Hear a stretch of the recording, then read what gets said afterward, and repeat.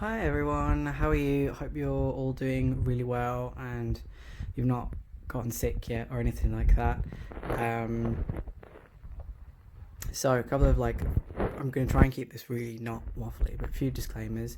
Um, First of all, I am just holding my phone. I don't have any fancy equipment or rigs or anything like that, so I will wobble. I get a bit wobbly. So, sorry, I will try and not give anybody seasickness as much as I can. Okay, secondly, um, thank you to all the people who subscribed so far. I really appreciate that. I mean, I only kind of posted those videos because I felt compelled to do it, and I don't post with any great regularity. So be warned, if you have subscribed or you do want to subscribe to me, again, thank you. It'd be really cool. Um, I don't do a regular upload schedule, nothing like that. I just post as and when I record as and when I feel like it. Sometimes that might be 3 times in a week. Sometimes that might be once in 6 months. So there's no rhyme or reason to it. I just kind of do it as I feel like doing it. I don't like putting pressure on myself to upload a certain amount of times. An idea pops into my head, I do it. And that's that. So, this is my altar tour that I've talked about doing in previous video, and in the comment sections of previous videos, I've sort of went, okay, I'll do an altar tour, and it's been in my head for ages, and for the last couple of days, it's really been in my head. So I was like, do you know what? I'm going to do it.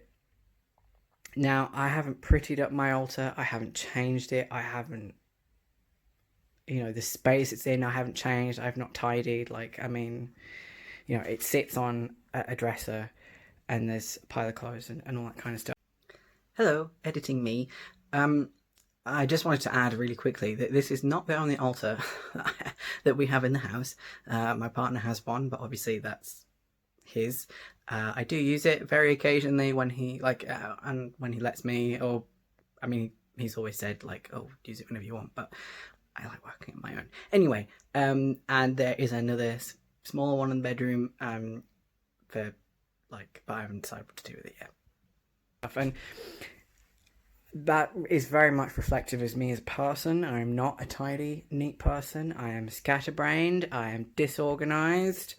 I am vaguely trying to change that. But for the most part, my altar space is very much a reflection of me.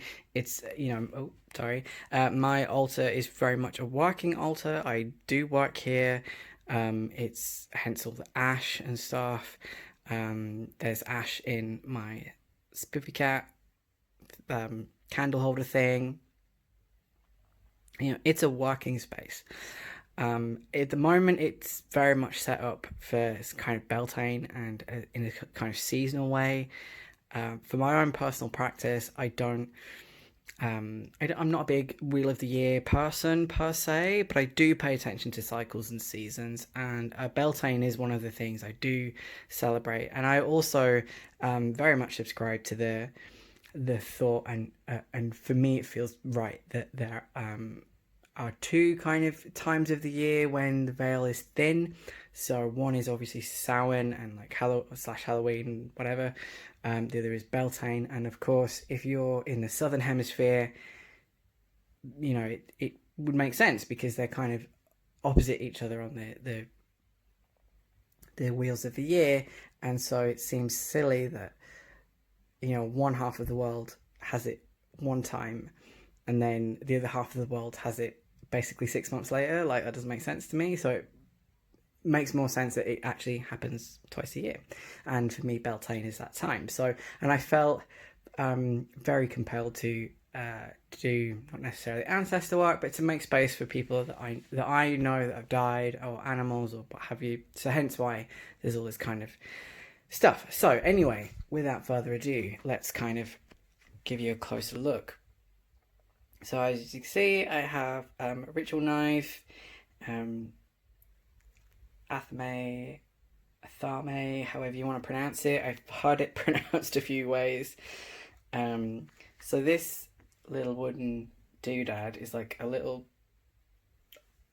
At the time I just sort of made it intuitively. Now it makes me think of Odin hanging from Yggdrasil, so that's kind of what I have it as.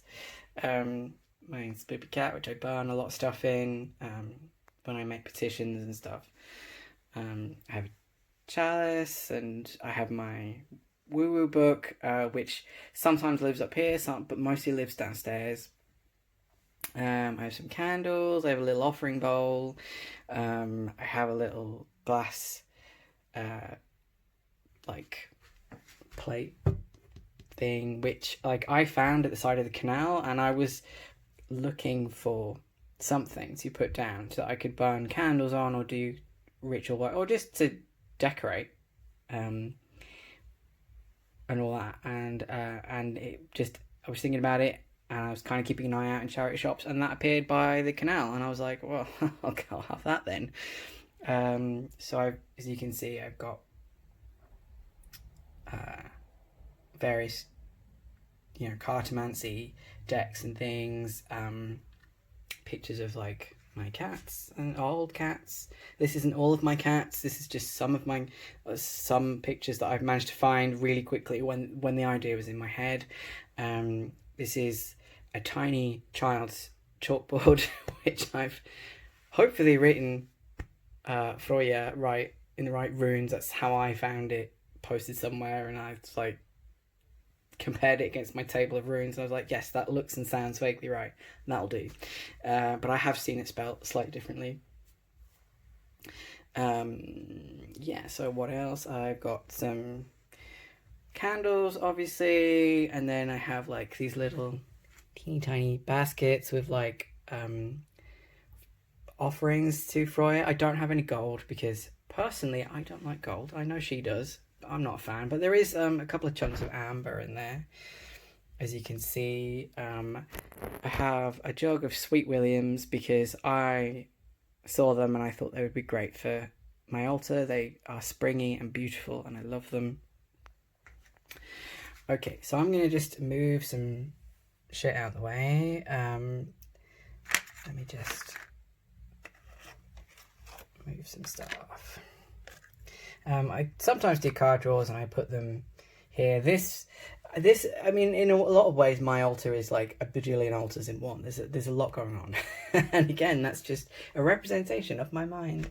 So yeah, so I have like a bit of, pine and lots of like pine cones and stuff. All these stones, they all came from Brighton Beach when I used to live there, and I picked them up just before I moved because I really wanted to take a bit with me, and the jar is a jar full of seawater from Brighton that I sealed up with wax, because again I wanted to take that with me. And funnily enough, after I started researching Freya, a lot of that kind of stuff came up about and just about the Vanir in general. So obviously you've got Njordr. I am pronouncing their names wrong. I know I am. It's my best attempt, okay? And so I have all these kind of representations accidentally of some of the Vanic gods, and so it's kind of the way I lean, really.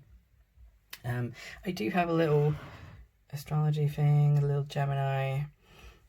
Move that out of the way.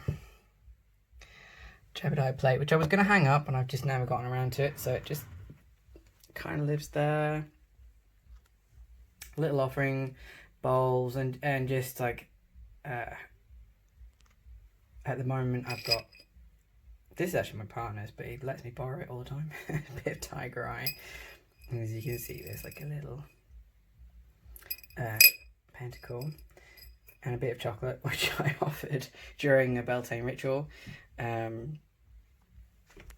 So I have a lot of shiny pretty rocks, and I'm going to explain that a little bit and kind of talk to you a bit about kind of where I'm at now practice wise, and how my practice feels like I'm in this process of change and evolving. So let me just move some shit out of the way. Also, again, sorry for my terrible, awful camera work. Oh, I have a wand as well, and some jars of like moon water, and um, I think that's fuck off powder at the back, and this little jar at the front is full of sage. Anyway, so I have all these pretty rocks, and I love pretty rocks. Working with crystals and all that kind of stuff. It's very much a new age practice, which is not, that's not necessarily a bad thing. Like, please don't think what I'm about to say is bad or elitist or anything like that. A lot of witchcraft I am slowly coming to the conclusion of, and that's after talking to a lot of, I say a lot of, or being exposed to more avenues of witchcraft and folk magic, is that a lot of practices we see on like YouTube and just in general, a lot of, some of the practices we read about maybe are quite new age influenced, which again, not a bad thing. Not like, please don't think that I'm trashing it. I'm not. As you can see, I like the pretty rocks. And I like to use them sometimes in practices and use them for correspondences. Like I do all of that still. And at the moment, I'm very much in this place of one, like trying to learn more about maybe traditional Nordic heathen witchcraft, you know, and maybe stuff like what maybe like Sami people used to do, for example, or and people in this country. Like one of the sort of things I want to learn very much is about traditional British witchcraft. Maybe not necessarily traditional British Wicca, although there is a lot of crossover. Look at some pretty flowers. There's a lot of crossover. But yeah, so and I will no doubt end up learning about that kind of stuff too. Random bay leaves and incense, alongside herbalism and all that stuff. But I feel very much drawn to learning about those sorts of things at the moment, and so I feel like I'm moving a little bit further away from more new age influence witchcraft and things like that. So that's my altar space is slowly going to start reflecting that. It is slowly reflecting that. There is very much a mix of both. I have no doubt I will continue to use a mix of both, because I will use whatever works. If it works and produces results in my craft, I'll use it. And I'm very much of that ilk. If it works, use it. And I'm very much in that place of, I will mix the old with the new, and I will put my own twist on it. And because I think your practice, even if you subscribe to a particular path or a religion, a branch of Wicca, for example, or what have you, you'll make it your own, whether you are hardcore, Asatru or Vanatru or whatever. You'll make it your own, and one person's path will ever look the same. And I have elements of traditional stuff, as you can see, and I have elements of stuff that is a bit more new agey, and but it's all me. Like that, my philosophy on my altar is it's a place for me. It reflects me. It's a place where I can commune with my gods or spirits or whoever, or nobody in particular, myself, just me. It's a reflection of me. It's a working space. It's not just there to look pretty. I do a clean and a rearrange periodically, because I feel like it, and because it's good to jazz things up. I put things on that are sentimental and important, that aid me in some way. They get me into a headspace. Like, that oracle card that's been sat there for ages, it'll get changed out soon when I feel like it. Or it might not get replaced. There might not be a card sat there. There wasn't a card sat there on my little mini stone, like on my beach stone altar, for months and months. So anyway, This is it. I've managed to talk for 15 minutes nearly on a tiny space that's like a fucking meter long. Anyway, that's me. That's my altar. That's what I do with it. That's what it currently looks like.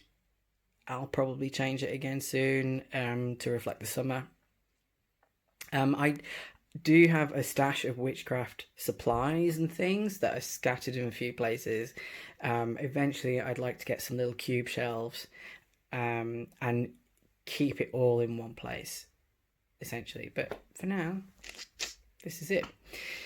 If anybody does want to see what I use generally and like stuff I keep around,